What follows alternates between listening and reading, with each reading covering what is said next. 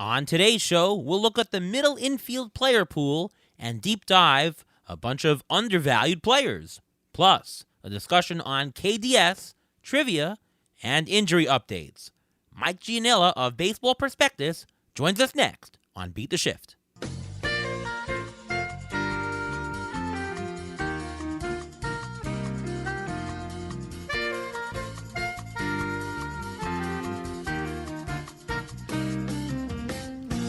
And welcome to another episode of the Beat the Shift podcast.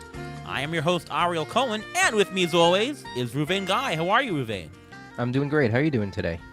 I'm doing fantastic, and I usually don't do this, but do ask that if you guys are enjoying the Beat the Shift podcast this year, please do give us a nice review on the online podcast aggregators. Really helps us. I got some really great feedback about the shows in January, so we hope to continue that. But yeah, if you have any comments, let us know. Give us some good reviews, and there you go. Yeah. That's awesome. I mean, we enjoy doing this. We hope you guys enjoy listening to it, and let us know. All right, so we've got a really great episode today. We're going to cover some middle infielders. And to do so, from Baseball Prospectus, please welcome Mike Gianella. How are you, Mike? Ariel, Ruben, I'm doing well. How are you both? Doing fantastic. Yeah, Mike is the reigning Tout Wars and Labor champion of his own divisions that he runs. So we've got some good company. Not bad. Congratulations, Mike. Oh, well, thank you very much. It was a good year. They don't always shake out that way, but I'm very happy with the way it turned out.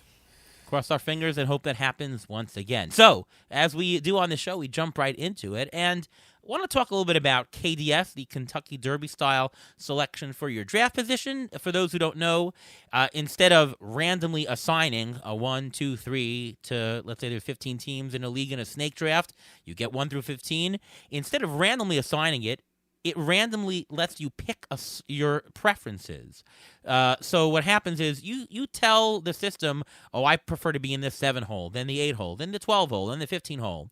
And the KDS will randomly select who gets to have their highest priority and then who gets to have their next highest priority, and that's how it's selected. So you can do a little bit of choosing of your slot. You don't just have to randomly get something. At PitchCon this past week, great job by Pitcherlist for doing that and raising money for ALS.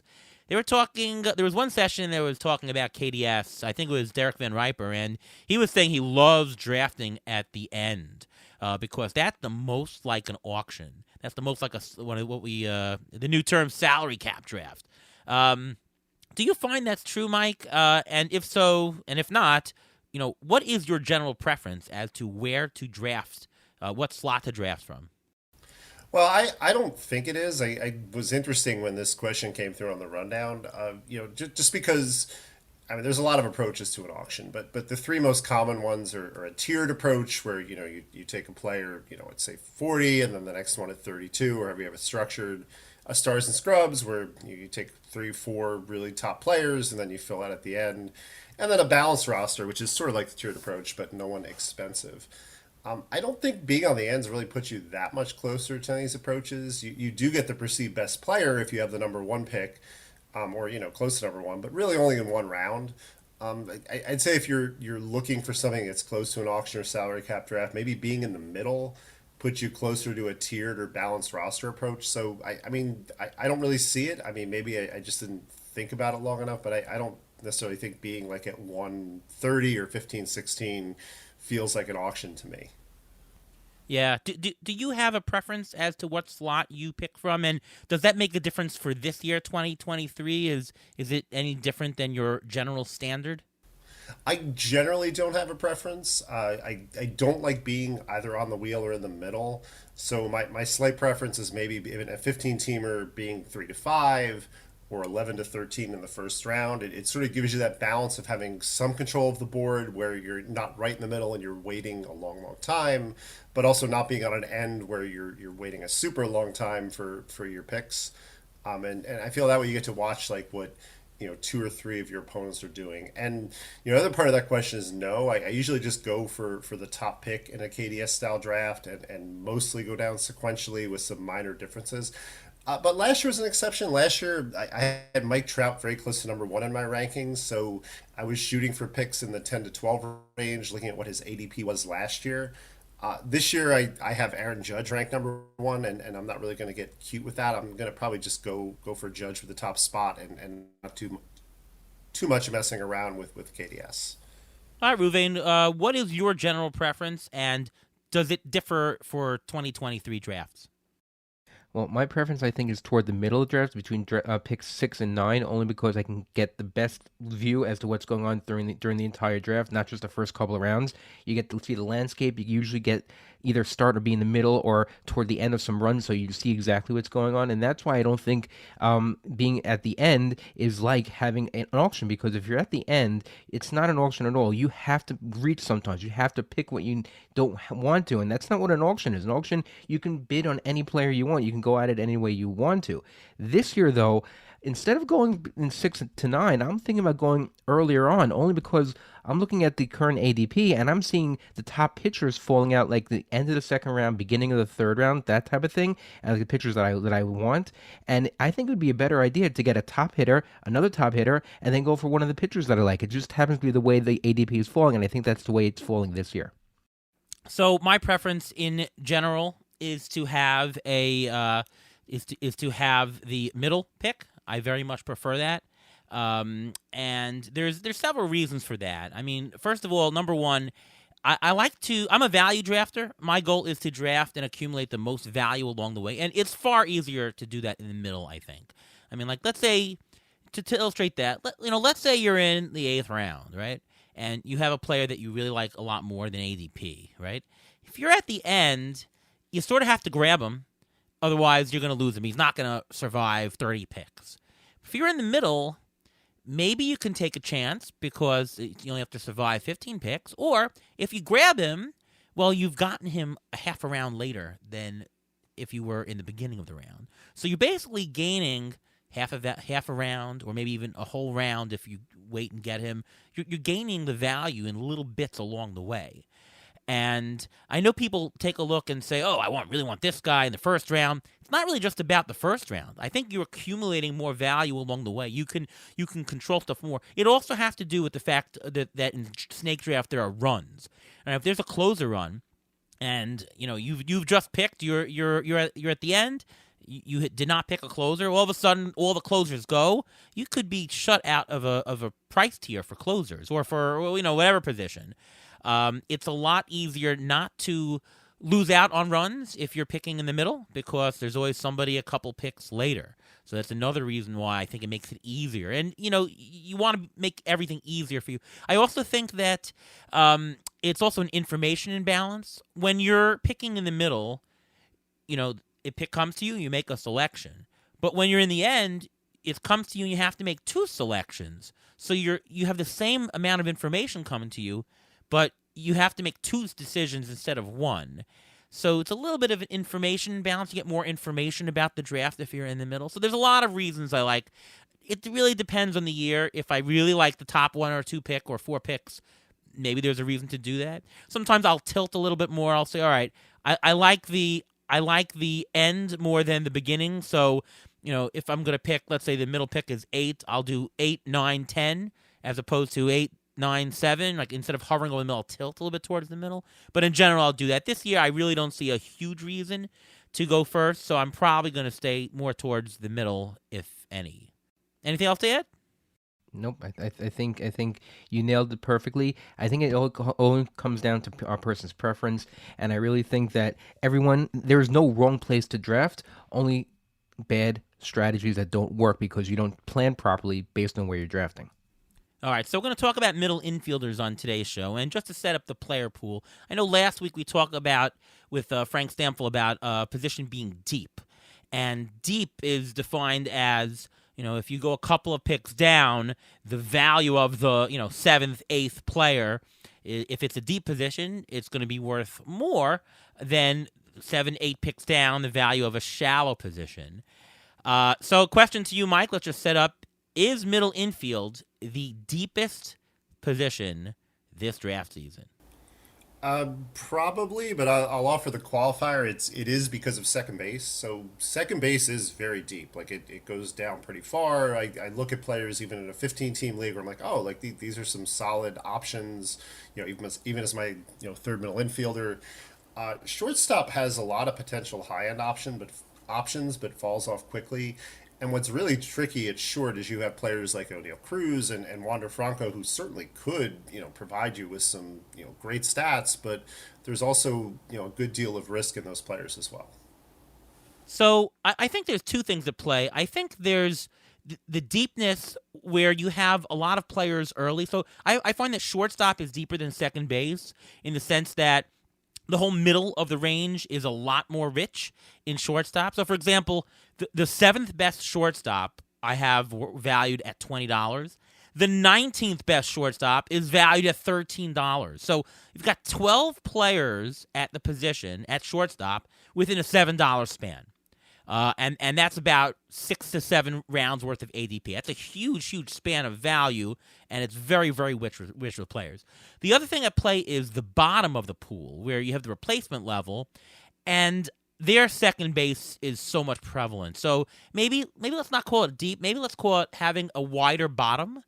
So second base has those really good options at the bottom, where if you miss out on second base, or even if you miss out on middle infield, your dollar middle infield could be worth a couple dollars because there's just so many of them at the bottom, including multi-positional. There's a lot of multi-positional players. Do you think, Mike, that it suggests that you can really go a dollar for second base if there's so many of those at the bottom? Well, I mean, you can, although this is an interesting question because, and I don't want to move too far off second base, but a lot of this, I know you're a value person, Ariel. I'm a value person. It really comes down to what else you get in your draft, right? So, if there's better values coming in somewhere else and they don't happen to be second baseman, I don't really have a problem taking that final second baseman at the end of the draft and say the 23rd round of a of a straight draft with no reserve list if it happens to be a second baseman. There's another piece of this too, which is we know. I think in your rundown you mentioned ATC has 37 second basemen who are a dollar or more. Not everybody is going to have the same opinion as ATC or my opinion or whatever else. So if somebody takes a second baseman who's under a dollar on your list, it means you're going to do a little bit better. You're not going to do a lot better, but you might get somebody who's worth $3 or $4. So I really don't have a problem, waiting if it comes to that. And so it really depends on your trade off. Like to use an example from last year, in Tout Wars in 15 team mixed draft, I got Alec Boehm late at third base. And I wasn't in love with Alec Boehm, but it was more like, well, there were some earlier draft slots where I liked the players better there than the third baseman. So I was comfortable with my own acumen, being like, well, I'll just wait and see what I get, and I'll take the superior values. I feel like it has less to do with what you're getting at second base for a dollar and what you're getting elsewhere. And you alluded to this. I would also say, watch what other people are doing. So, if Max Muncy and Brandon Drury are being used at third base, and instead of second, now there's two fewer second basemen to choose from at a dollar. So you want to make sure to be a little bit careful not to assume that you have that comfort level. That's true. Ruvain, thoughts? Yeah, I tend to agree with Mike saying you can't really wait until then because if you look at the top of the list of the middle infielders, 5 out of the 10 players with the most plate appearances in all of baseball were in the middle infield. You have Semien, Lindor, Turner, Bichette, Swanson. Those are stable guys. Those are guys who are compilers. If you want this middle infield, because it's so deep and the top is very heavy, you have to be sure to get one of those guys so you can have that compiler on your team because you're not going to get it somewhere else. I mean, think about that. It's just a crazy amount of plate appearances and at bats, and that's what you're looking for during the course of the season. You need as many at bats as you can because you need to compile as many stats as possible. Yeah, a few things before we move on. I just want to say that for second base, where we have that very what I call wide bottom. I do think though that once you're past a certain point, in the draft, you can wait it out. It's always about priorities in the draft. Should I get the third baseman? Should I get the pitcher? Should I get the closer? Should I get the catcher? There's always priorities. Because there's so many second base at a certain point, which is very, very late, when it reaches a certain point, you can then say, the heck with second base. I'll prioritize something else because there's just so many available. It's not true higher up. And if you want a second baseman that is valuable, you do need to prioritize it early. But once you reach a certain point, there you go. It's just a reflection on what the second base pool looks like. Shortstop is very different. Shortstop, you do have to make sure you get something before you reach the bottom, I feel. But there are so many in the middle because it's very deep higher up, right? Higher up, there's a very big middle section, as I alluded to. So the priority is going to be much less for shortstop in that range, right? Because when you come to that range, let's say we're at pick 100, there are plenty of shortstops around. And the pressure, it's all about economic pressure in a draft. The pressure for shortstop isn't all that great because if you wait 3 rounds, you'll have a shortstop available that's $1 or $2 less. You're much better off prioritizing a different commodity that is harder to get. The force of something else is great, right? That's what it is. It's about managing pressures throughout the draft. Do I need to take the catcher? Because if I don't take this catcher, it's really going to drop. Oh, do I need to take the third baseman? Oh, it's really going to drop. Shortstop, because it's so rich, you can wait. Or you can be pickier, I should say. At some point, you should take one, and it's just a question of you finding where there's the least amount of pressure to take shortstop. There'll just be more opportunities, if I might.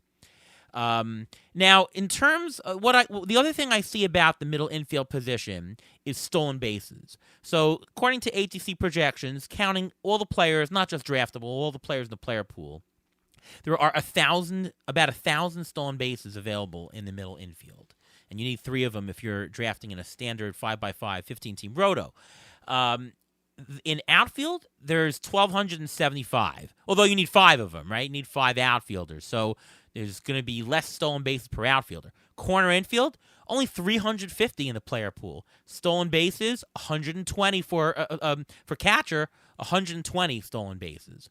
Really not there. So if you think about it that way, there are a lot of stolen bases per player in the middle infield. That tells me that if you draft the middle infield, they've got to have some stolen bases. Or, up between your 3 middle infielders that you get, you have to get a good chunk of stolen bases because you're probably not going to get it much elsewhere. A little bit in the outfield, but not much else. So that's something to be cautious when you're drafting. Do you agree with that, Mike, in that assessment? And, when you take a middle infielder, do you make sure that you grab stolen bases from them?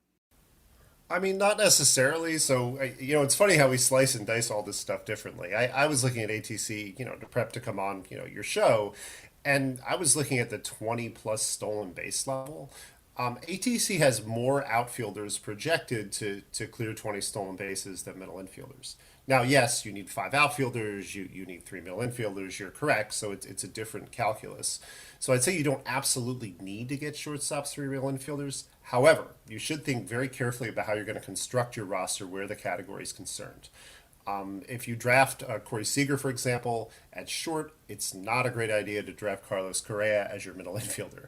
It puts you in a position where you're really going to have to try to squeeze steals from almost every other non-catching slot on your roster, unless, of course, you get JT Realmuto or Dalton Varsho. Catchers almost all don't run except for those 2.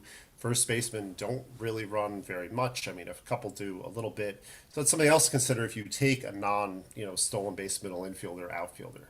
The thing is, though, we're all in the same boat and drafting from the same player universe, and we all have the same goals. Unless there's somebody out there, drafting like 180, 200 steals, you can kind of see what's coming, down the board or down the pike. I don't want to say it's easy to manage, but I don't think it's impossible to manage. You just probably the one thing more than the position is the draft slot. I don't like to go, 7, 8, 9 rounds and not at least have some speed on my roster by that point. Yeah, and everyone looks at different priorities, and I'm glad, not that we have different opinions, it's just that, as you said, we have different ways of slicing and dicing the player pool. Ruvain? And if you look at the middle infield, according to ATC, of the top 20 middle infielders, most of them have either 12 to 14 stolen bases or more. So you don't have to draft stolen bases. You probably will end up drafting stolen bases just based on their value, based on if you just go a rundown and based on who's valued over who. So I don't think that you have to draft stolen bases in the middle infield. I think you will end up doing it just because that's the way the tiles fall. Want to talk about two players quickly before we do the undervalued ATC players. John Birdie and Adalberto Mondesi. John Birdie, a lot of stolen bases. Will he get playing time? He's not that great a real baseball player. So if you're not playing that much, will you get a lot of playing time to help yourself in fantasy? He was great for a stretch. He was terrible for other stretches. So question is, in what formats can you and can't you draft John Birdie? Mike? So for me, it's 15 team mixed and obviously only is the line, and 15 team mixed and beyond. He's very draftable. You can live with the times he's down. You can even put him on your bench for a while if he's hurt for a little spell. And honestly, if he's hurt for a long spell, I think you can still drop him in a 15 team mixed, and it kind of stinks, but you already got your value from him. A lot of people did that last year. 12 teams tough and 12 team mixed. If you have a moderate or deep bench, that's obviously fine, but a lot of those 12 team mixed leagues don't play that way. So in a standard ESPN league, I don't want him because it's such a small bench. Yes, the steals are valuable, but I don't want to be hanging on to John Birdie, hoping that he has that month where, like he did last year, that he's completely lights out and is a difference maker. It could happen. It's just not something that I want to bet on happening again. Yeah, I kind of agree on that. And I'll go to you first, Ruvain, for Mondesi. We all know he has injury issues. We all know the story. Will he be the shortstop in Boston who was traded there? My guess is he will. I don't think Kike Hernandez is fantastic, so I think that he's going to fill in shortstop. Maybe they'll just play him until he can't. But what is your feeling on him? You're the injury guy. Tell me, do you think he's going to get injured again? And where would you draft him? I mean, people are all over the place with him because if he's healthy, I mean, we're talking 50 steals potentially. And also if he can get on base, he's not that great at getting on base. I'm not really drafting him at all. I drafted him 2 years ago, and I actually drafted John Birdie in a 15-team league last year. The most frustrating is having a stolen base guy in your roster, in your active roster during the week. They do nothing. Take them out because they either get hurt or they don't like their schedule, and then they go crazy on your bench. I don't like having these players on my team. Adalberto Mondesi, he had an ACL surgery last May. Look how long Acuna took to come back. Acuna came back, he was running, he was great, but toward the end of the season, he started saying his knee is sore, he lost his power. So Mondesi, everything is about his legs. His surgery is not even a full ACL, it's not even a full year since he had this surgery. I don't think you'll get much out of him April, May, maybe get something out of him in June already. But at that point, what's his value? I mean, he's not he's not going to hit for average. He's not going to hit for that much power. He's coming off the ACL injury. Look at what happened to Acuna. He started very slowly, and his power almost disappeared toward the end of the season. So I'm a little bit nervous about having Mondesi on my team at all. And as for John Birdie, he is completely blocked. I think he's completely blocked from playing time. They just got Luis Arias. Yes, he's going to play first base, but his natural position is not first base. And they have Gene Segura. So you have both of these guys. They're assets to have on your team, but you shouldn't go into a draft saying, I want one of these two guys, because if you do, you're probably going to end up looking for steals somewhere else. Mike, do you envision having Mondesi on any of your rosters this year? I doubt it, and I think similar to Ruben, I was burned once. That 1 year he had all that helium. I took him in the middle of the second round in a 15-teamer. It's kind of that burn. Fool me once, fool me twice. I'd say if I do wind up with him as a third middle infielder in a 15-team, that's as high as I'd go. Maybe like in the 200s in that kind of draft overall. And if I do get him, I definitely want one of those boring middle infielders or second baseman we talked about behind him, as insurance. If Mondesi does get hurt, I'm not just scrambling and, blowing fab on any old replacement, especially after we've gone through, 30 rounds of a draft where there's 7 reserves and 23 active players. In a 12-team league, I think he's kind of sexy as a later pick because it's like if he gets hurt, plenty of middle infield options in the free agent pool where it's like, yeah, you know what, he didn't work out. He was a late pick. I took him, 21st, 22nd round. If he's there, and if he's not, I don't care. But if he's there, great. I'll just take him. If he stinks, so what? I'll just go with somebody else at that point. I'll just add a couple points. First of all, in points leagues, these gentlemen really don't have much value. In a backloaded league, what I mean by that is where there's playoffs and where the playoffs count, I would not draft a guy like Mondesi because there's a good chance he'll be out by then, just from his past history. I would not draft him there.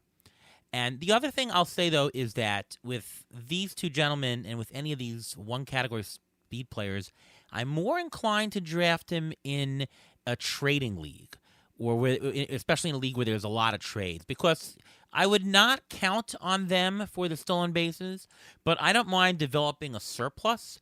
And, you draft Mondesi for, a low-middle infielder. All of a sudden he turns out healthy. Middle of the season, you've already banked a couple of steals. Trade him. If you have excess steals or if you have a surplus or something, then you can trade him. So I would use them as possible value gainers and assets that can grow, because these guys can grow really quickly. And in trading leagues, stolen bases are one commodity that everyone really wants. So I would consider it in trading leagues. In NFBC formats where there's no trading, you probably won't see him on any one of my rosters this year. All right, one question before we go on to there. Start with Ruvain. Very often we get some good play from bounce-back candidates, maybe players who underperformed last year, who maybe will regress up. Who are this year's bounce-back middle infield candidates, Ruvain? Okay, I have 3 of them, and they're all injury-related bounce-backs. Number 1, Ozzie Albies. He only played 64 games last year. He only had 8 home runs. I think his overall net worth last year was -2, according to a 5x5. Last year, I think it was all due to injury. He had a quote-unquote normal offseason, which means he should be completely healthy, and you should expect what you got from him before he's coming back from a fractured finger. Brandon Lau only played 65 games last year. He also didn't do that well because he had a sore shoulder, he had a triceps injury, and it all stemmed from a back injury. He had a back injury. The MRI came back only showing inflammation, no other issue. But I think that's what held him back. And I think Lau can actually bounce back, not probably to the 39 home run in 2021 level, but he can be a 25 home run player. And the third person, Wander Franco. He only played 83 games last year. He had wrist surgery. He even tweaked it when he was trying to come back. I think this year he'll be perfectly fine. I think he's looking to bounce back. And that Rays lineup if Brandon Lau and Wander Franco, if they both get back on track, they can win the AL East.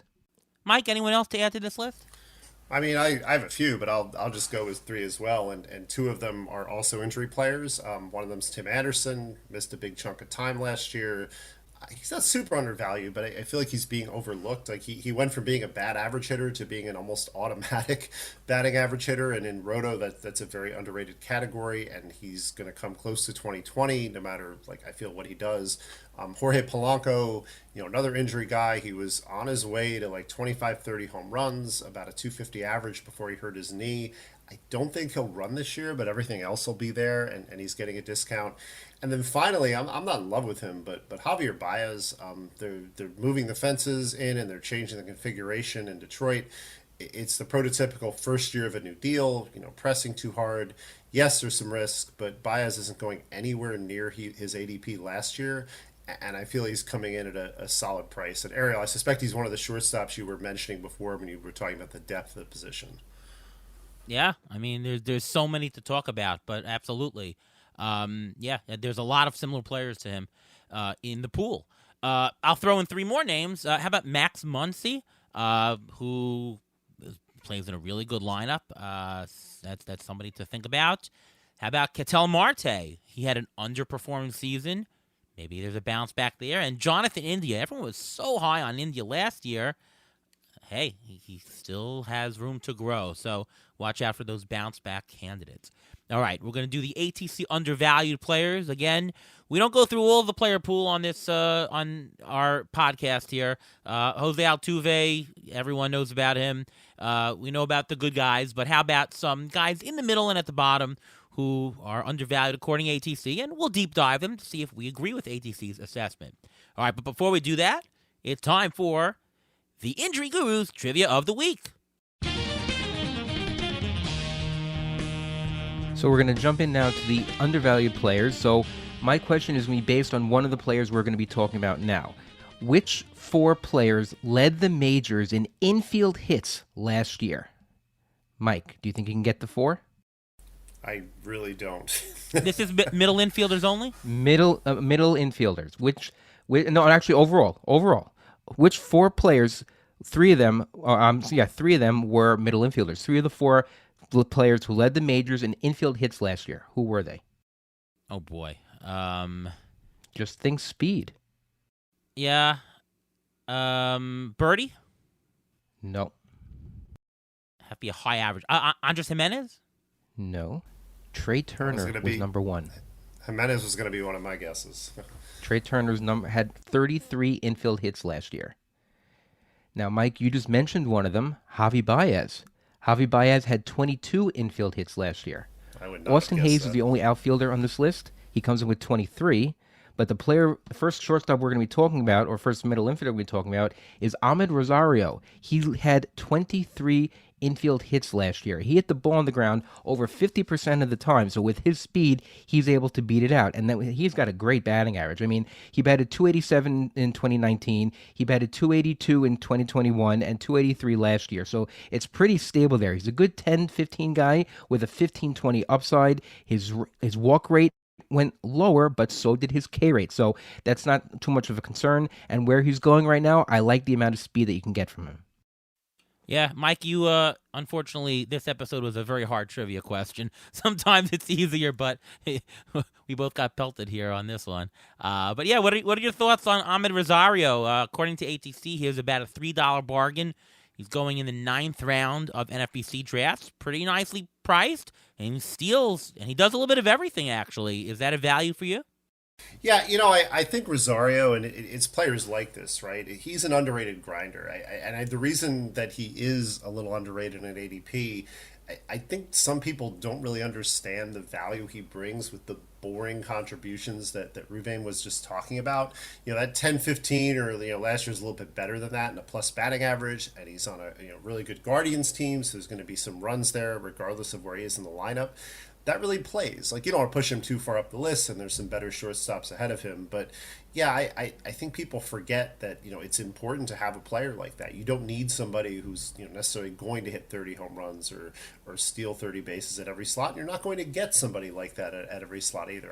I find at this point in the draft, people are chasing the 25 home run guy regardless of steals, or like the 25 steal guy regardless of home runs. And it's nice to have that balance when you can get it. Yeah. What I find interesting about Rosario is that, he had a really, really good year last year. He had a $21 year. Usually when you have that good a year, and it's much higher than where he was drafted at, usually the price goes up. Last year, he was drafted at roughly the same spot, maybe a round later, but there's not a big jump, even though he had a $21 year. So that's really interesting to me, that people are not really paying a premium for him. And is he the type of guy, especially with those infield hits, is he the type of guy to keep up the batting average because of the shift a little bit with the bases? Maybe he'll run more. Who knows? I just see so many paths to value for him to keep it up. Cleveland's only getting better. I mean, they made the playoffs last year. He's really stable, as Ruvain mentioned, and he gets a lot of plate appearances. Now, a lot of his value came from the fact that he had 637 at-bats last year. Who knows if that'll remain, but they're constantly batting him in the 2-hole. I mean, he literally batted there every single time. That's a fantastic spot.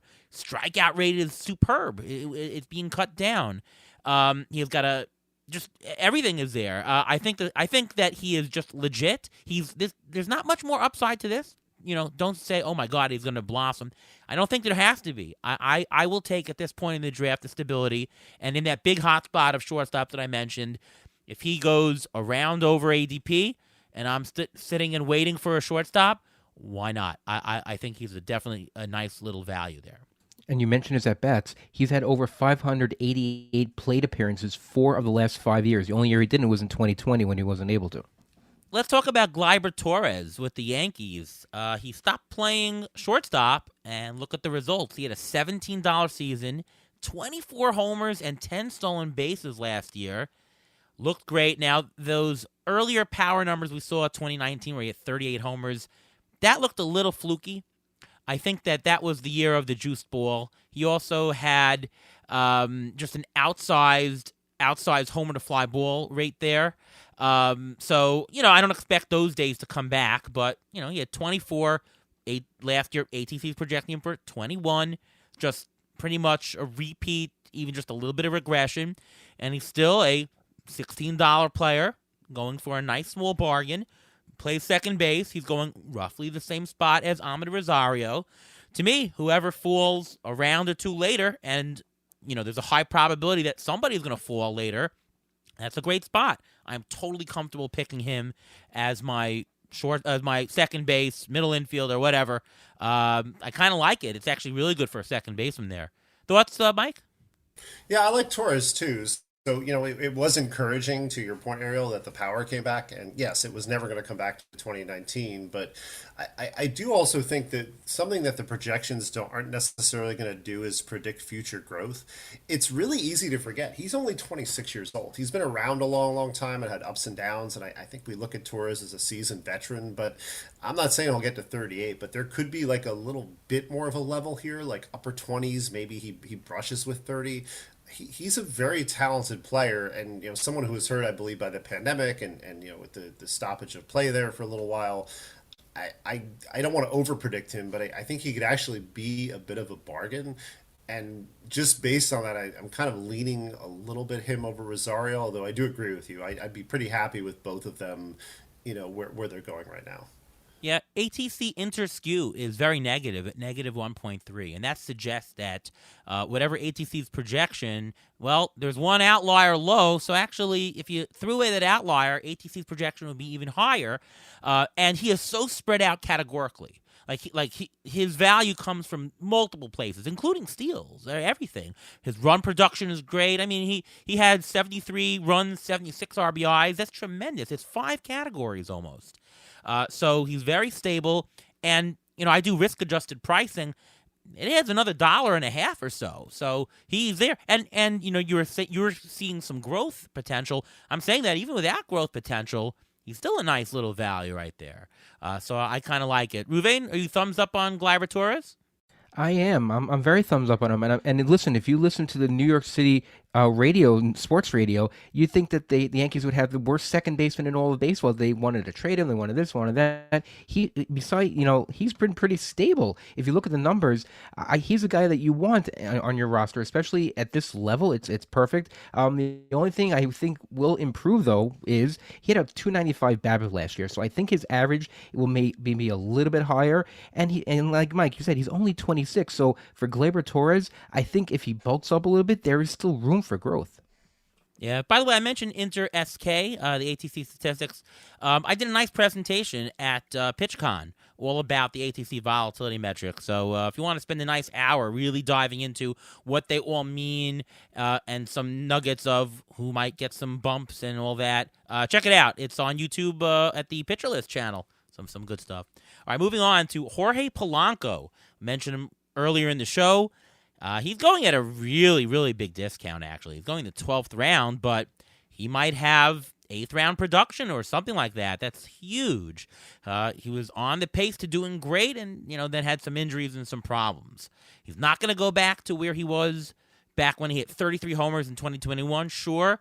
But if he bounces back to something in the middle, this is a huge, huge, huge gain. You said, Mike, that the steals are not back, but even if they're not, are you buying Jorge Polanco in 2023? I am. I mean, to the point I made before about Corey Seager and Carlos Correa, I do want to be a little bit careful and, just watch what I have at that point with steals because I'm looking at this as we're talking. Yeah, I mean, ATC has him for 7. That's pretty modest. So, if he only steals 1 or 2, I don't think that's really taking much away. But, looking at those 22 home runs I see projected, I could see him hitting, a couple more than that.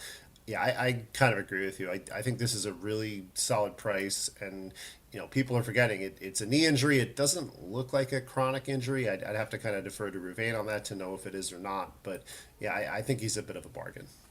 Your take, Ruvain?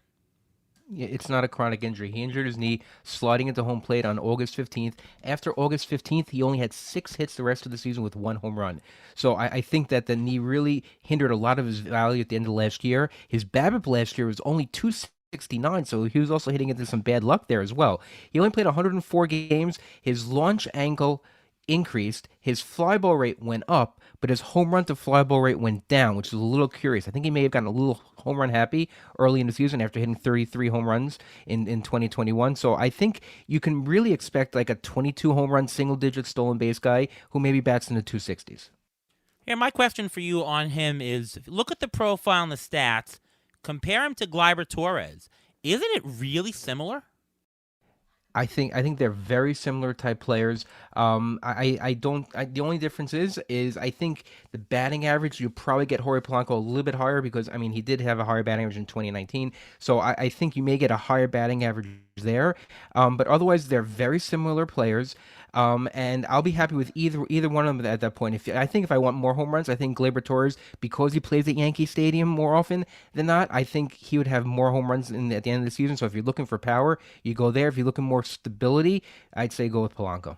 You're also getting a 3-round discount. Polanco is being drafted in the 12th round, Torres in the 9th. So to me, it's similar profile, but you're getting a discount. So to me, it means that you can wait a round 2. If Gleyber Torres slips 2 rounds, you draft him. If not, you can draft Polanco, and you get 3-round discount from a potential 9th round value. Is that how you see it, Mike? Are you more interested in Polanco for the greater discount because it's the same profile? I'm probably equally interested just because I see potentially, as I said before, a little more growth from Torres coming. Whereas with Polanco, it's not growth so much. I see him more bouncing back because of the injury or the lack of the injury this year. So I see them both as discounts, and if it was just straight without ADP, I'd prefer Torres. All right, let's talk about Vaughn Grissom of the Braves, who, after the Braves declined to re-sign Dansby Swanson, looks like Grissom could be a starter and get some nice playing time. ATC is projecting him for 438 at-bats, 14 homers, and 16 stolen bases with a 277 average. He was definitely on that pace, or actually better, last year. Problem, though, is ATC is showing a lot of parameter risk. Projections are a little bit all over the place with him. He's also skewed positive, and who knows? He doesn't really look like he's going to get a lot of run production. Depends on where he bats in the lineup. It's a good lineup, but maybe he'll bat 9th or 8th. So we'll have to see. But he is showing up as a $3 bargain. He does have upside, and those counting stats look very, very tantalizing. ATC usually doesn't show bargains on rookies, so it's interesting to me. Really, really going to see where his price exactly falls, but he's in that hot spot for me. He's somebody I would consider. What about you, Mike? Any thoughts on Vaughn Grissom? I'm probably agnostic on him, which means I won't get him. Like I feel like he's fine at his ADP, but people are going to jump that because of the rookie helium that happens in some drafts, and people get excited. I do agree. Like I look at ATC compared to the rest of the projections, and the non-ATC projections seem light on him in steals in general. Like I get the variability, but it feels like all those other projections are really discounting someone who's a talented player. I do expect some struggles in his first full season, but he's in a really great organization for that. Like Atlanta is excellent at cultivating young players and working with them and getting them through their struggles. The shortstop defense could be an issue that obviously doesn't matter for us, but where it does matter is if it's a close game and Atlanta wants better defense and they want to keep his confidence high, you could lose a plate appearance here and there and a little bit of stats if they take him out for defensive purposes. Are you buying him, Ruve? I am buying him, and I'm not worried at all about his defense there because he has the pedigree. He's the son of a former Montreal Expos prospect, Marquise Grissom, so he has the pedigree there. His natural position in the minors was shortstop, so that's something to keep in mind as well. It's not a Gleyber Torres moving from second to short back to second. I'm not concerned about that. And one thing people have to be concerned about is when you're drafting, I mean, not concerned, to be aware of, is that when you draft him, he's only eligible at second base right now. He's not eligible at shortstop, so be careful when you draft him. Don't put him into your shortstop slot. You have to put him into your second base slot. That is a good point to mention. Next guy is Ketel Marte, who's the second biggest middle infield bargain according to ATC. worth over $11 for a $5 auction equivalent. He's going late 15th round. But, hey, I mean, he once had a $30 year. That ain't coming back. But ATC has him 16 homers, 5 stolen bases, 267 average. Should get a decent lineup spot, so the run production should be decent. Risk metrics for ATC are all really, really good. Low parameter risk. He's got negative skew, which is good. He's very spread out in the categories where his value is. I mean, in the 15th round, to get a guy who's potentially worth multiple rounds higher at second base, that's interesting to me too. I'm going to be in at this ADP. What about you, Mike? Yeah, same here. I mean, he won't get back to 2019. I mean, a lot of players won't get back to 2019, but it doesn't really matter. He's had chronic hamstring problems. He won't run again. I don't think that matters much either, because we're talking about a player who, going backwards has stolen 5, 2, and 1. So you're going to lose a couple steals maybe if they put the brakes on. I think my larger concern is that the hamstring injury has kind of impacted everything else. I mean, Marte's mentioned that it's infected his hitting, it's affected his fielding, and what I really wish is I was looking for this before the podcast. I had more information about what he's been doing this offseason as far as conditioning. I mean, we know historically, like players with hamstring problems, it can pop or something can happen and they miss time. I know he played last year for the most part, but that's my biggest concern is I don't want to draft Marte and get 80, 90 games out of him. That being said, I agree with you. Given his ADP, I think it's a great price. Yeah, ATC showing a lot of playing time. Interesting. Again, it's all about his health. Ruvain, can you comment about Marte's health? I think he's going to be perfectly fine. I'm more concerned about his approach at the plate. His batting average last year was 240, which is the lowest of his career. In a deep dive, pitchers were throwing him more off-speed stuff, and he just wasn't getting corrected with it. He wasn't the same batter that he was when they were throwing more fastballs to him. So I think he needs to correct that more in the offseason than anything else. Conditioning, I'm not concerned about. I'm sure he'll be fine. What is positive about him is that his BABIP was very low, so I think that he was a little bit, had some bad luck. And the fact that he may be batting right behind a speedster like Corbin Carroll, second in the lineup, that is very enticing, especially because that Carroll's going to be stealing a lot of bases. Marte may be in a lot of positions to get early RBI situations, and you may see more of those. The next two players I want to group together, the Rockies guys, Brendan Rodgers and Ezequiel Tovar. Brendan Rodgers, the number one bargain for the middle infielders, according to ATC. About a $3 auction equivalent. He's going the 19th round of NFBC drafts. ATC has him worth $9, which is what he had last year. He had 13 homers, no steals, 266 average, 72 runs, 63 RBIs. It's just a nice little value, really unsexy, but it's just a lot of value for that 19th round.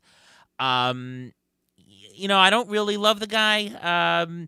He has a career sub 100 WRC plus, but Colorado, they're not going to have to play the Dodgers as much or the Giants as much or in those really good pitchers ballparks.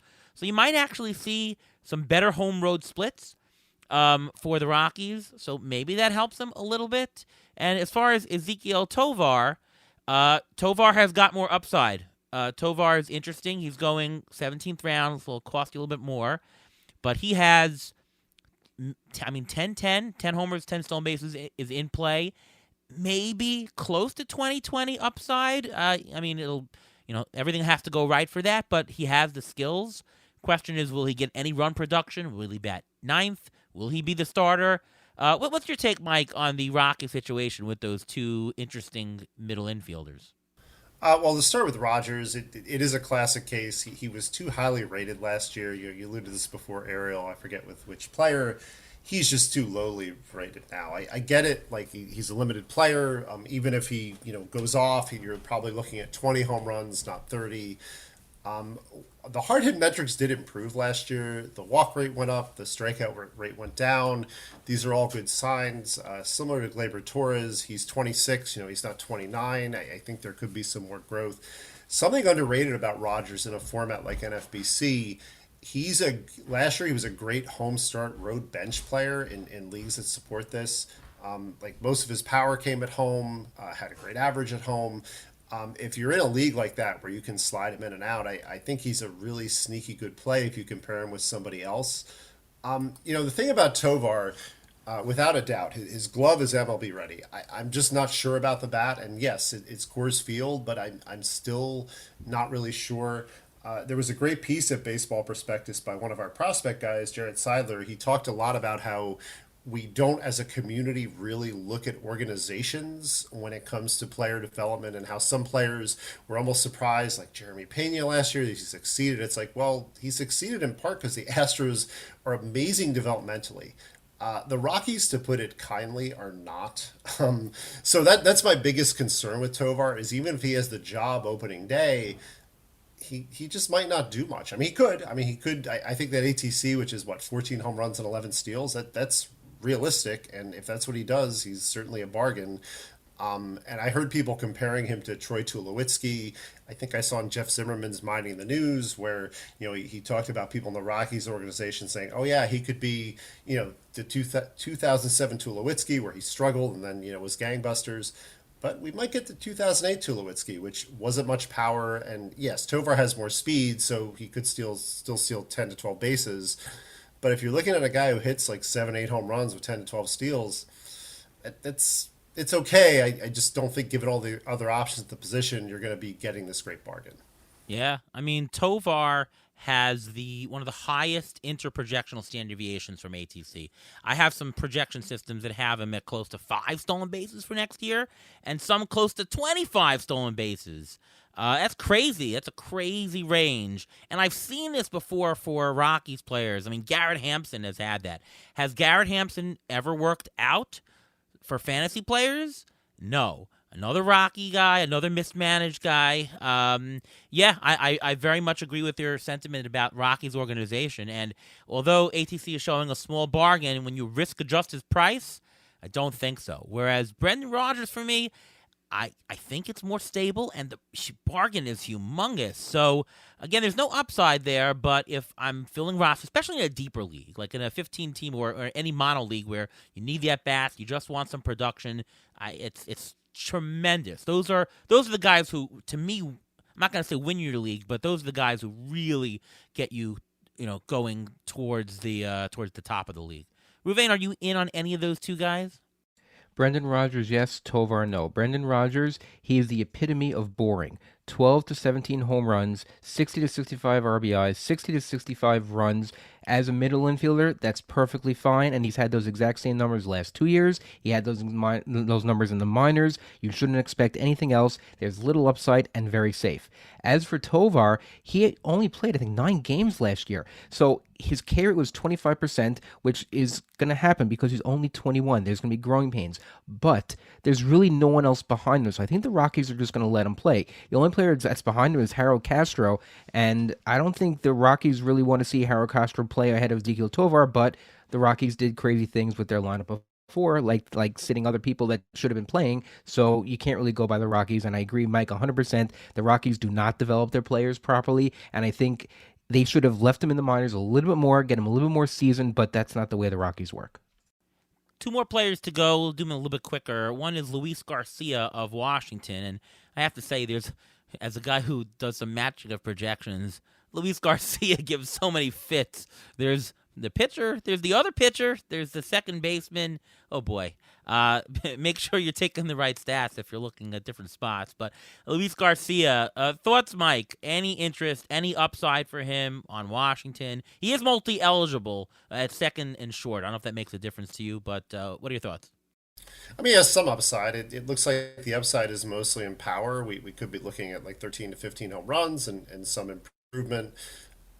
He's mostly, I think, kind of one of those boring deeper league players. He's not someone I'm looking to take this giant step forward. He's also on the Nationals. That's going to affect his runs and RBI a little bit. That lineup looks like it's really going to be abysmal.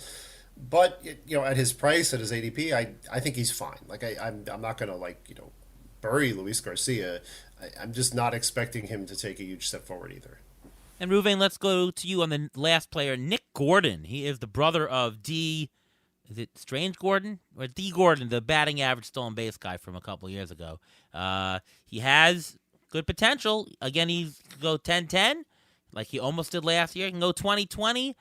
Will he get enough playing time, Minnesota? They just imported an outfielder in Michael Taylor. They did get rid of Arias, so maybe a little bit more spots in the infield. What's your thoughts? Does he get 400 at-bats? Does he make the next step? Is he somebody to watch as a sleeper here, Jorge Mateo-esque? I don't think so. I don't think he's the guy that's going to be really much on my radar. I don't think he's going to get that much playing time. If the Twins are competitive early on and he's not playing well, then he may be the odd man out because they still have Royce Lewis, who's also a shortstop, and Nick Gordon plays shortstop as well. Obviously, they have Correa there already at shortstop. But if you want a shortstop outfield blend, they have a speedster prospect, Austin Martin, who's possibly coming up this year. And if they're doing well and they want to insert him even ahead of Nick Gordon, I think Nick Gordon is going to be the man with the less playing time. Any thoughts otherwise on this, Mike? No, it's pretty much dead on. He's a tough sell in mixed. I think in AL only he could be okay because of the speed he has as your final middle infielder, but and he'll get some playing time as the backup and utility guy for the Twins. But I agree. I don't see him as a starter for very long. I have a couple of questions. Moneyberg asks, in a traditional 5x5, do you think Javi Baez is underrated? Jeremy Pena and Baez are separated by 50 picks, but I don't see the difference between both of them. Good points. Want to respond, Mike? Yeah, I agree. I have the two of them very close, and as I said before, I see some bounce back with Baez, and I suspect part of what's happening is Pena had a great playoffs. He was noticed there. I think if he didn't have that, the price would be lower. It's psychologically the last thing we see. It tends to affect us. I have nothing against Pena. It just feels like the two of them should be closer. I agree 100%. Anything to add, Ruvain, or that's good? No, I think that's perfect. I think Baez is a quote-unquote little more safer guy because you never know if Pena will go through a sophomore slump. Zach asks, how do you approach the Orioles' middle infielders this season? Is it Frazier at second, Mateo at shortstop for the bulk of the season? Do you anticipate Mateo being traded and Westbrook coming up? Mateo's defense is unreal, but his lack of bat makes his everyday shortstop role unsteady. What about Gunnar Henderson? Is he going to play some shortstop? I kind of think that Mateo is going to be squeezed out a little bit of playing time. Do you agree with me, Mike? It's really hard to say. Like I look at it, and there's all sorts of alignments and configurations. It sounds like the Orioles really want to commit to Henderson at third and just kind of go there. But if they do that, then it's like, well, I think you kind of have to start Mateo, at least the way the roster's configured now. But Mateo's one of those players, we love him in fantasy because of the steals. I just don't know how sustainable he is. If that on-base percentage gets any lower, I just feel like the Orioles are going to have to do something else. Ramon Arias theoretically could play short, but again, defensively, it's not really what you want. And I think Adam Frazier is going to be more of what he's been in the past, like a utility. He'll play everywhere. He'll give people rest. He'll give the Orioles an opportunity to keep the team fresh. He'll get his plate appearances regardless of whether he's starting or not. It's Mateo who's the tough one, and then the other name there I think you might see later in the year is Joey Ortiz. I think you might see him down the pike in the second half. Kyer asks, I'll go to Ruben first. Andres Jimenez, can you see him maintaining the gains he made in average last year and becoming a top 5 second baseman? I don't know about top 5 second baseman, but I can see him maintaining what he did. He did it in the shortened season. I believe it was with the Mets at the time. I think or the year before in 2019. He has the potential to be exactly what he is. I don't think there's much more room. I think he's close to his ceiling. That's why a combination of both him and Ahmed Rosario as a middle infield is just amazing. There's so much speed there. There's so much, I wouldn't say upside, but there's so much ability to score runs just out of those two and produce runs just out of those two players that he's not going to be a top 5 second baseman. I know that's a little bit too much of a stretch, I would think, but I think he can. He's an all-star quality second baseman. 353 BABIP last year. I kind of think this was his career year. Mike, any thoughts? Yeah, well, the thing is, I think he's going to slip, and I worry about his average a little and his power more. It's funny, the projections all have him ranging from 15 to 19 home runs. If he dropped to 12 to 13, it wouldn't shock me. And yes, I know it's not that much variability. But he should stay in the top 5 or 6 at second base just because it's more the names below him aren't going to run as much, aren't going to contribute as much all around. So I think he'll hang in there at 5 or 6 at the position, even if he does slip a little bit. Bomo asks, do the bigger bases and pitch clock benefit Trey Turner since he'll steal more, or does it hurt him since he won't be the only guy stealing bases anymore? I kind of think that he himself, in terms of his raw counting stats, will be unaffected. I don't think Turner will steal any more than he has before because of it. Maybe he gets on a little bit more because of the shift, but I don't think he's stealing more bases. But in terms of his value, theoretically, stolen bases will be up this year, so stolen bases will be devalued slightly. Don't think it's going to be all that much, but and for him, I mean, he's so highly valued and he's great in other categories, so he won't lose much of his value personally. But yeah, theoretically, a slight devaluation. Do you agree, Mike? Yeah, probably. We could do a whole podcast on this subject though about the bases and the holding players and valuation. Same with Turner's. His steals have dropped a little bit the last few years, and I feel like without the rule change, they might have continued that slide. Not to like 15, but maybe like 24 or 25, and the new rule might cancel it out. But yeah, what's really tough is that I'd expect steals to go up maybe 300 to 500 league wide, which means it'll probably all cancel out. But Turner's a valuable enough player that okay, so he's not number 1 or number 2 overall, or top 5 overall. Maybe he's top 10. I don't really think it matters that much. I mean, if you're going to tell me that a player is going to finish top 10, and he's the number 1 overall pick to me. Like, here's another thought question for you, Mike. If I were to guarantee you stats of the number, let's say 20th best player, right? I'm going to give you a guaranteed. You can either take player X, you can take Julio Rodriguez or Acuna, one of those, or I'll give you whatever the 20th best player stats are. What are you taking between the two? An uncertain, really, really super top guy, or the 20th best player? I'm probably taking the 20th. Yeah. For sure. Yeah. For sure. Yes, 100%. How far does that go, by the way? Like, if I said 30th, would you then say, well, Acuna, better chance of making that. I'll take my chances. Like, what? How far does that slip for you that you'd say, no, I'm going to take the uncertainty? Yeah, I got to. Well, here's a question for you. What is 30th? You probably know this better than I do. What's the dollar value typically of that 30th pick? 30th pick, I'll tell you. Look it up.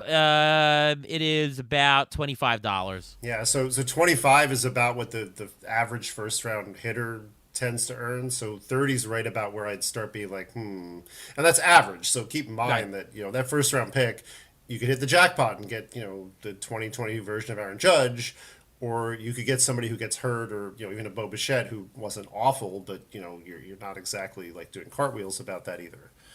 So 30 is about where it's the border is.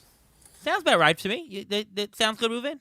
Yep, it sounds good, and the skills that Turner brings to the table, they're not going to. I don't think they're going to decrease so much over the course of the year. He's almost a quote unquote sure thing for stolen bases. While the other players, yes, we all think that stolen bases are going to go up, but we don't know what's going to happen with it. And just knowing that you're going to have this top 25 guy, I'd rather have this guy than someone who you think is going to steal more because of the new rules. Take a guy like Pete Alonso. This is a corner infielder. I know we're talking about middle infield of the show, but Pete Alonso is going to mash homers. We know he's going to mash a lot of homers, and homers are going to go up in value comparatively to the rest because the ball is more deadened, and because stolen bases are going to be up. So in any case, homers are going to be worth a little bit more. I have to think he's going to finish a top 40 player, 30 probably. If you agree with that, does that make Pete Alonso more valuable in your opinion? Like, should we be pushing Pete Alonso up close to the first round? I mean, if you agree with that, yes. Okay. It's just one of those things where, and it's just the way I think projections work versus, like, nobody projected Aaron Judge to hit 62 home runs. And I think I even wrote something last year, which of course looks stupid in retrospect, that, you shouldn't expect him to hit 50. Like that was correct. Like nobody should have even expected 50 home runs from Judge, but they're outliers. And I guess what it comes down with Alonso is if you think that Alonso is the home run outlier this year and you believe that, yes, like push him to the first round. I think the reason you don't do that is everything else, particularly the absolute lack of steals or virtual lack of steals, and the fact that he's not close to elite in average, and the average has gotten better, is why you don't. Like I'm fine with Alonso in the second round. I just wouldn't want to push him up to the first for those reasons. Right. All right. Well, really, really good discussion here. We have the injury update. Ruvain, do we have any middle infielder injuries to talk about? Well, yes, we talked about a few of them already. I mentioned Ozzy Albies. He fractured his right pinky finger mid-September. And like I said before, he's had no restrictions in the offseason. He should be coming into spring training perfectly fine and no problem. We mentioned Mondesi already. He had a torn ACL that was repaired in May. He was traded to the Red Sox. And what was the first thing the Red Sox said? Oh, yeah, he may not be ready for opening day or spring training. That's not what you hear on someone who just got traded. So I don't know why that came out right away. That's probably the worst PR that the Red Sox could have possibly done. A guy who's also coming back, Fernando Tatis, was cleared to resume baseball activity and took batting practice starting January 6th. So this is the first step to get back. I don't know why he was so backlogged already because of this, because he seemed ready to go back into baseball before the suspension. And you have to remember he is required to sit for the first 20 games. So make sure that that factors into however you rank the players. And another player, this is really a fringe guy, but Nick Ahmed, he had a shoulder injury. He was out for a good portion last year. I believe he missed the entire second half of the season because he had shoulder surgery to fix a labrum. So he's a full go. He's expected to return for the start of spring training. And if you really need to go really, really deep, or you're in a draft and hold type situation, Nick Ahmed is a guy to look at. Tatis, I think you have to talk. You're talking middle infield. You have to talk about him because he's expected to. I mean, when he plays, he's super duper, and I haven't seen evidence to the contrary, but the shoulder injury and the shoulder surgery, that's major. And besides all the other hanky-panky that he does that concern you, Ruvain, still? I mean, what are your thoughts on him? Is he going to last a whole year? He probably will, and I don't know if it's going to be this year because you're not going to get. Obviously, he's going to be a slow start because if he's all ready to go by spring training, he can participate in spring training, can do all that, but then he has to stop for 20 games and then he has to ramp up again. So the fact that he has to do that, hopefully he'll be ready for when he returns, so he'll be in baseball shape, quote unquote. But even knowing that, you're not going to get a full season at him this year already. You don't know the quality you're going to get from him because he is. This is all new to him. He hasn't played a game of baseball in so long. That's a little bit of concern. That's similar to I think we're going to talk about outfielders in another episode, like Michael Conforto. We have no clue what's going to happen with him. He did not play all of last year. He's got question marks hanging over him. So how do you draft someone who you know he's going to be good? And I'm not comparing to Conforto. Believe me, I'm not, because Tatis is all-star caliber. He can be a number one player in all of fantasy, but you don't know what you're going to get at him to start with. You don't know what you're going to get at during the course of the season, and you don't know how things are. He's such a question mark that why would you want to take him with a first-round pick? If you going back to the conversation, do you want a top 20 guy or do you want a guy with the upside? Tatis right now is the guy with that upside. I think I'd rather have a safer pick. Yeah, Mike, are you going anywhere near Tatis? He's being drafted like number 18 right now. Yeah, that's fair, which probably means I don't get him. Like what that means is that somebody is gonna push him up. If he's sitting at the back end of the second round for some reason, and you're like late in the second, and that's where I'm picking, I could see him landing on my team. But I'm with you. I don't really want to make that pick. I appreciate the upside, which is why I would take him in the second round. But all that risk we talked about is legitimate, and it's why I won't take him in the first, even though I know he could be the number one player. We had the template in Ronald Acuna Jr. last year, right? Like Acuna, there was positive news, people got excited, and he had a really good season, and the steals were great and really propped up his value, but he did not return what he was drafted at, just because he was coming back, he was ramping up, they needed to do load management, which completely made sense. It was very smart of Atlanta to do, but it impacted his value. Just for everyone, just about Tatis, in terms of eligibility, because didn't really play last year, you should really check with your league what he's eligible at. I believe in the NFBC he's eligible at both shortstop and outfield. Have you seen anything else other than that? Or are people only giving one or the other? He's definitely going to play outfield, right? Because they signed Bogarts. He's not going to play shortstop. Yeah, I mean, I think in most formats he's shortstop outfield, but I would check. Like I know, like I don't think ESPN has published yet, and sometimes they make some really like wonky decisions where stuff like that's concerned. I don't mean to, pick on ESPN and my friends Eric Karabell and Tristan Cockcroft, but they don't control that. By the way, if you're listening, don't call them or text them, but yeah, like it's you might have a situation like that where ESPN says he didn't play last year, he's outfield only, so definitely make sure before you commit to him being at shortstop in a scenario like that. Yeah, well, definitely that's a premium player with multi-eligible position if he has it. Who knows? I'm probably not touching him because somebody will push him up, and I'm just not interested. In that, I'd rather draft Alonso or Devers or Mike Trout. He's being pushed into the middle of the second round. Wow. Trout seems interesting. But that's for another time. Thank you so much, Mike, for coming on the show. Mike, why don't you just tell everybody where they can read your work and all things Mike Gianella? So I'm at Baseball Prospectus. There's some. I write about 2 articles a week. One's an ADP deep dive preseason. The other's a tier ranking at all the positions. There's some talk, although hasn't happened yet, of getting our Flags Fly Forever podcast back up. So hopefully that'll be back soon. And then finally, I'm at Twitter at Mike Gianella. That's all one word. I'm sure you'll see the spelling on this podcast. And you can find me there, not nearly as much as I used to be, but still occasionally tweeting about baseball and other stuff. Amazing stuff, Mike. This is a fantastic show. And thank you for coming on. Ruvain, how about you? Tell us about your stuff. You can follow me on Twitter at MLB Injury Guru, where I tweet out all these injuries updates, and I do an in-season article with Rotoballer, which will discuss all these players who are injured, when they're coming back, next man up, and everything like that. All right, I'm Ariel Cohen. You can find my work over at Fangraphs at Rotoballer. ATC projections are up and out, so check them out. They're being updated roughly once a week right now. Probably be a little bit less until we get to spring training, but spring training is coming up soon. So stay tuned for that, and then news will come in fast and furious, and it'll be up to me to keep up with the news to get you the best projections and the most accurate up-to-date news. So there you go. And, of course, you can follow me on Twitter at ATCNY, and you can listen to me right here on the Beat the Shift podcast presented by Fangraphs. We're going to have more position previews. We'll do our auction strategy show. That's always a favorite of everybody, so tune in for that. And, that would be great. If you do have the opportunity to come out to Florida for First Pitch Florida, Mike and I will be there. We'll be drafting in the labor auctions, so it's a really, really good program. And I do enjoy the First Pitch Arizona, but doing the first pitches right before the season, then you get, hey, here's a sleeper. Here, think about this guy. It's really relevant stuff that you can use immediately the following week when you draft. So consider coming. Really great panels, really great people, and a good time. Yeah, but Mike, we'll see you there.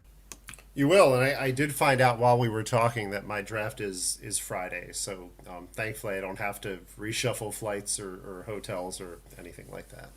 Okay, because we were talking before the show, and I was telling Mike, I think your draft is on Saturday, and apparently, no, they switched it this year, and they put the NL on the Friday and the AL on the Saturday evening. So, and this will all be broadcasted, by the way, by SiriusXM Radio, and you can follow it live on RT Sports. RT Sports is actually phenomenal for tracking auction bids. It actually lists the bids as they're coming up live, so really worthwhile watching. I enjoy. I get a lot of information out of watching auctions. But Ruvain, when you were there with me in First Pitch, we were watching the auctions. We got so much information as to who was bidding, how people were bidding, and whatnot. Right? Yeah, we started seeing some better trends, because a lot of the trends we see now are not necessarily from auctions, and you don't see many auctions until now. So that you're going to see how players are being, how players who are in the fantasy world are dealing with certain situations, whether it's a fighting and playing time, and how people are valued. All right. Well, anyways, that's the end of our show. Thanks again to Mike Gianella for coming on the show, and from all of us here at Beat the Shift. We'll see you next time.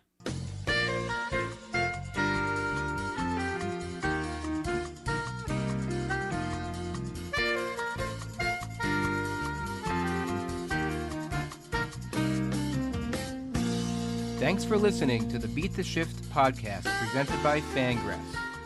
Follow us on Twitter at beat_shift_pod.